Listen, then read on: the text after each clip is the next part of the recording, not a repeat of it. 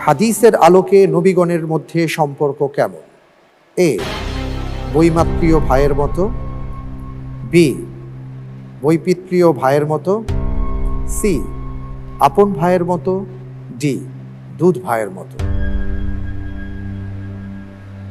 অর্থাৎ তাদের মাঝে সম্পর্কটা কেমন?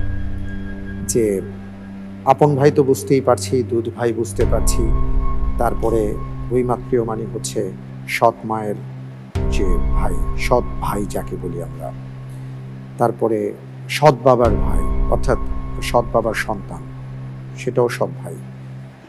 কোন সম্পর্ক তাদের মাঝে বিদ্যমান? আলহামদুলিল্লাহ, উত্তর হিসেবে আমি বেছে নিচ্ছি ডি, দুধ ভাইয়ের মতো। আমি কি লক করে দিব নাকি আরেকটু চিন্তা করবেন? ইনশাআল্লাহ।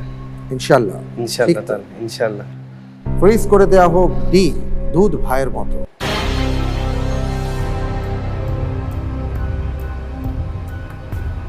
আপনার উত্তরটি সঠিক হয়নি।